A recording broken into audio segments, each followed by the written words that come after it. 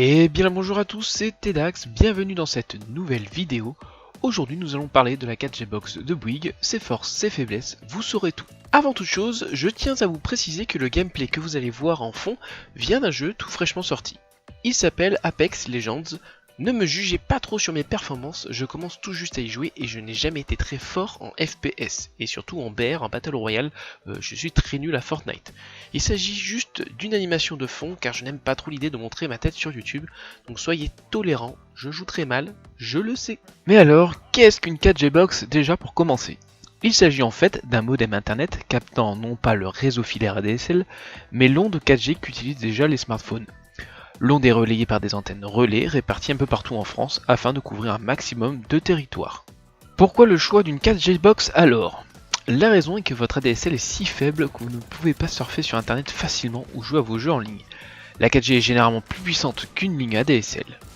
On peut aussi choisir une 4G Box en complément d'une box ADSL. Bien souvent les lignes ADSL permettent de jouer en ligne, mais dès qu'un autre utilisateur se connecte, celui-ci perturbe tout le réseau. Il en devient impossible de jouer ou de naviguer sur la toile. Dans ce cas précis, on utilisera le réseau le plus stable pour jouer et on demandera à l'autre de changer de ligne pour éviter de nous faire laguer. Mais qu'en est-il précisément de la 4G Box de Bouygues Telecom ? Cela fait 4 mois maintenant que j'utilise la 4G Box de Bouygues comme box principale de la maison.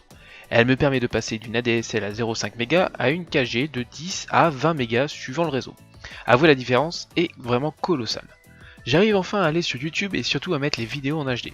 Cela paraît banal aujourd'hui, mais avec mon réseau ADSL, c'est limite si je chargeais les vidéos en 360p, une horreur. Il était impossible de regarder des films ou séries en streaming. Là, avec ma 4G Box, tout fonctionne, je redécouvre les joies d'une connexion fonctionnelle. Étant joueur en ligne sur PC, la stabilité du réseau est importante pour moi. C'est là où la 4G trouve ses limites. Mon ping est assez fort, de 60 à 80 voire 90 millisecondes. Ce n'est pas injouable, mais ça se ressent quand même un peu en jeu. De plus, la ligne 4G est limitée par le nombre d'utilisateurs présents sur l'antenne relais. Je note très clairement une baisse de débit le soir entre 20h et 23h. Passé minuit ainsi que le matin, tout fonctionne parfaitement. Ces baisses de débit peuvent me ramener à 1 ou 5 mégas. La dégringolade, mais ça reste quand même au-dessus de la DSL, donc on est bon. Globalement, je suis satisfait du réseau de Bouygues. Ce n'est pas parfait, mais ça fait le job. Malheureusement, en comparaison de la 4G Free captée par mon téléphone, je suis à un débit en dessous, car chez Free j'ai 40 mégas. Alors pourquoi ne pas mettre mon téléphone en relais 4G quand je joue ? Car ça demande à garder mon téléphone branché, sinon la batterie se décharge en très peu de temps, et surtout mon téléphone se met à chauffer. Je pense que pour l'espérance de vie de sa batterie, ce n'est pas bon du tout. De plus, en cours de jeu, quelqu'un m'appelle, et bah ça me déconnecte de la 4G, donc pas cool, quand on est en pleine partie multi, ça nous déconnecte. Autre avantage, c'est qu'au moins tout le foyer en profite et tout le temps. Même quand je ne suis pas là, tous les appareils sont connectés dessus, l'imprimante sans fil, les consoles, les tablettes, les smartphones, etc. Il m'arrive quand même de temps en temps de passer un relais 4G Free quand je veux mettre un jour un certain jeu que j'ai envie de jouer rapidement, ou que le réseau est surchargé, rendant très lente ma connexion. Heureusement, cela n'arrive pas souvent. Le plus gros problème des 4G Box, c'est qu'elles doivent être idéalement placées dans la maison. Chez moi par exemple, j'habite dans une vieille maison en pierre en pleine campagne. Les murs sont donc épais, au rez-de-chaussée on ne capte pas grand chose. Mon téléphone chez Free par exemple ne capte rien du tout au rez-de-chaussée. Impossible d'appeler ou d'être appelé. J'ai donc positionné la 4G Box à l'étage, mais là aussi il a fallu faire des tests afin de trouver dans quelle pièce et à quel endroit précis elle capte le réseau le plus fort.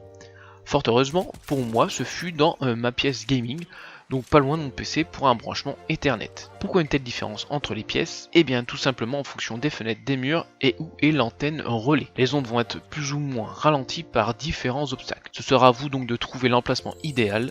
Chez moi c'est sous un Velux, sur le dossier d'un canapé clic-clac. La classe. Le forfait 4G Box de Bouygues est actuellement de 32,99 par mois avec internet illimité pendant 1 an. On a le choix après ça de garder le limité pour 42,99€ ou on reste à 39,99€, mais on passe à une limitation à 200 Go je crois de mémoire. A vous de voir à ce moment là si vous êtes un gros consommateur d'internet ou non. Pour l'instant moi je sais que au bout des 1 an je vais passer à 42,99€ par mois car je consomme entre 100 et 220 Go, c'était la pointe en tout cas pour moi de données par mois. Sur les 4 mois j'ai donc dépassé 2 fois les 200 Go, j'ai regardé. Je suis donc un joueur régulier mais je me considère pas comme un gros joueur. Donc imaginez, si vous êtes gros joueur, vous allez consommer vraiment beaucoup plus que moi. Nous sommes deux sur la ligne, mais ma compagne l'utilise surtout pour les réseaux sociaux, donc je ne pense pas qu'elle impacte vraiment sur ces 200 Go. Ces tarifs peuvent sembler un peu chers, surtout qu'il n'y a pas de décodeur TV ou de ligne téléphonique. C'est vraiment une box bloquée relais 4G, mais avec une Chromecast ou une application comme Molotov ou Netflix carrément, vous pourrez regarder sur n'importe quel écran la télé, vos séries, films préférés.